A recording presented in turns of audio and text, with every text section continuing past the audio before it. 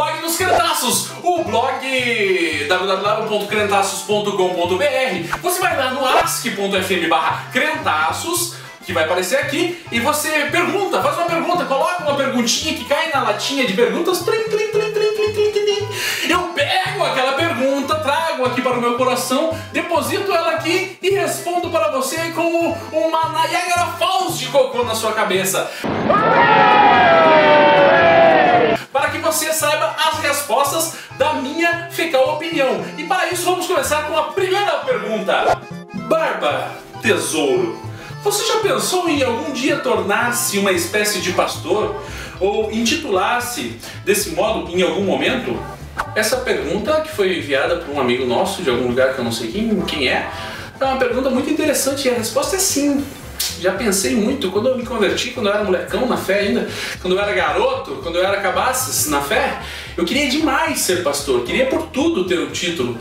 Só que naquele momento eu não entendi pra que servia aquela porcaria. Eis que na igreja que eu ia, uma vez conversando com um pastor de lá, ele falou isso pra mim, falou, mas pra que você quer ser pastor?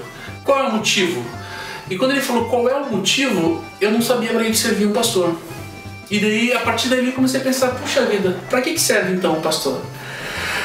Eu acho que mais importante do que ser pastor é você se reconhecer, você entender, e mais do que você se reconhecer, se entender, que as outras pessoas te entendam como pastor, que as outras pessoas te identifiquem como pastor. E foi isso que o pastor Davi, lá na Igreja Nova Vida, falou pra mim, falou assim, ó, no momento que as pessoas te conhecerem, te entenderem como pastor, então o título, ele é inevitável. O título, a igreja te reconhecer institucionalmente como pastor é inevitável. Mas então, antes de querer ser pastor, você tem que se portar como tal. Você tem que encarnar a figura do pastor, mais do que qualquer outra coisa. E isso não é uma coisa que você decide e impõe.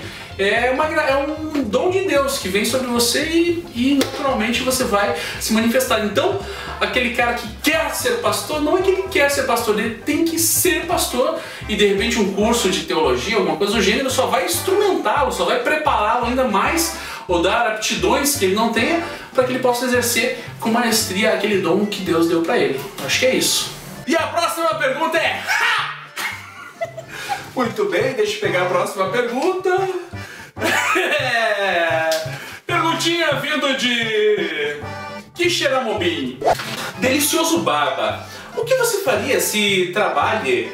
Perceba, o que você faria se trabalhe em sua sala com 2 ateus e um espírita e eles ficassem te enchendo o saco falando que igreja rouba, aliena as pessoas, vírgula, e atacassem de todas as formas sua fé? Muito bem, jovem,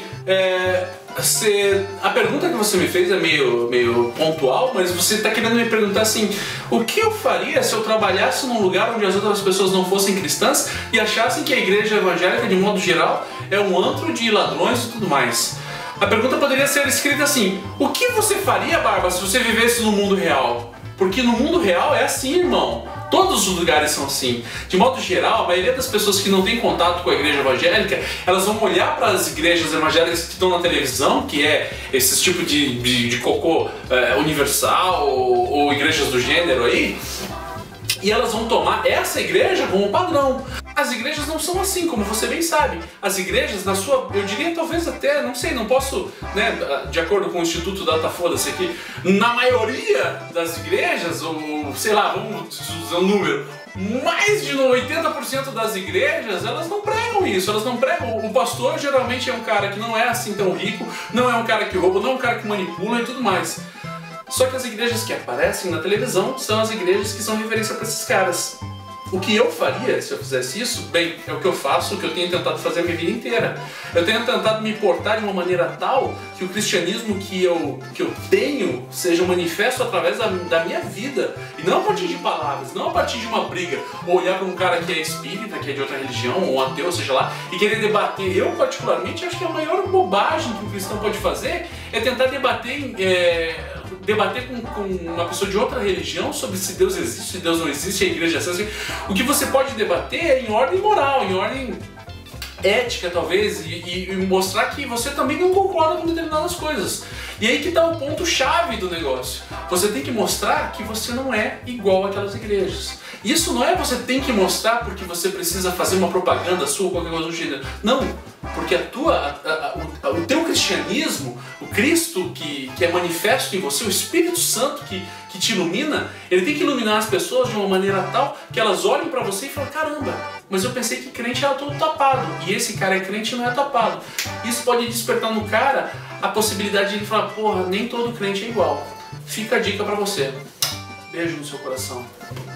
Próxima pergunta!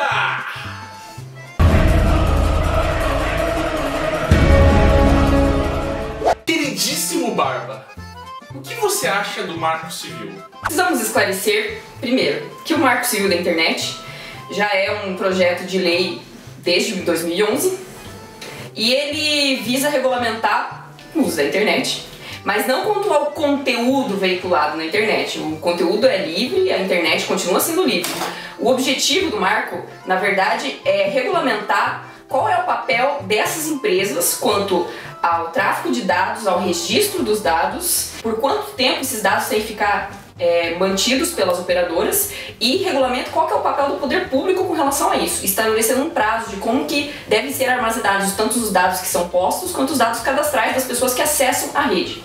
Esse é o objetivo. Então, ele surgiu, na verdade, por conta da crescente demanda, número de demandas judiciais por conta de danos morais, danos sofridos por pessoas por causa do mau uso da internet, né? Claro que ela objetiva proteger quem está de boa fé usando a internet, né? Ele serve para proteger o usuário da internet. Claro que ele acabou se enrolando um pouco para ser aprovado por causa das empresas provedoras de internet, claro, porque elas queriam barrar algumas coisas que estavam sendo discutidas lá, principalmente quanto à venda dos pacotes de dados, né? Então, eles pretendiam vender pacotes separadamente, porque hoje você compra o acesso, você tem acesso a tudo, tem acesso a redes sociais, ao e-mail, enfim. E antes eles estavam pretendendo seccionar, vender, então, acesso só e-mail, acesso só tais sites, e daí isso também foi vetado, dando pleno acesso. A gente não corre o risco que o Estado tome conta da internet e acabe dominando a internet como um todo? O governo não tem interesse de saber, na verdade não é que com o Marco Civil da Internet, agora a Dilma vai ler todos os meus e-mails, porque o Obama já faz isso. Brinks. Beijo, Obama, isso é pra você. No dia a dia do judiciário, quando algum dano acontece a alguém por conta do uso, assim, vira e mexe, aparece, namorado termina com a namorada e solta as fotos íntimas deles lá. Daí a guria se sente lesionada e entra com uma medida judicial, então, pra bloquear esse site, pra parar que sejam transmitidas essas imagens não autorizadas. E é todo tem que ser expedida carta rogatória para Google nos Estados Unidos, para ela fornecer os dados dos caras pra gente devolver aqui, para daí então conseguir retirar isso da internet, né? Para daí conseguir fazer a quebra dos dados, para conseguir descobrir quem que é a pessoa, qual que era o endereço IP, qual que era. Isso demorava muito, e agora com esse marco, na verdade é obrigado que esses dados, esses registros sejam nacionalizados, né? Não ter que fazer todo esse procedimento para então conseguir quebrar o sigilo, ver quem que está fazendo essa ameaça, descobrir qual que é a identidade da pessoa que está usando indevidamente a internet para ameaçar, para veicular imagens não autorizadas. Na verdade, é bom para todo mundo. O Marco Civil é algo positivo, não tem nada a ver com censura, tem nada a ver com o governo interferir na tua liberdade e no que você faz, é só proteger quem está de boa fé na internet. E agora a pergunta que, como você que é fã do vlog, já conhece, aquela pergunta que vai receber o prêmio Coliforme, o troféu Coliforme que está aqui na minha mão virtualmente, ou não também, e você pode concorrer para no final do ano, lá em dezembro, vir com tudo não pago até aqui, os estúdios da Crentaços do Brasil, para receber o Coliforme Awards, o troféu que vai premiar a pergunta mais merda de toda a temporada.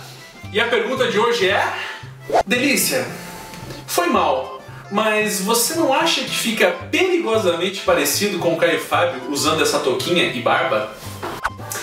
Mais do que perigosamente parecido com o Caio Fábio, de acordo com as fãs, eu fico perigosamente sensual desta maneira. Te amo.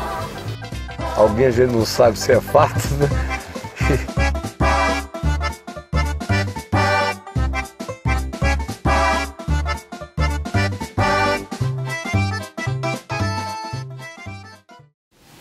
Isso, agora tá mais simétrico. Nossa, eu parecia tipo deuses Eu indianos. deixei gravando. A próxima pergunta é... Está aqui, deixa eu ver.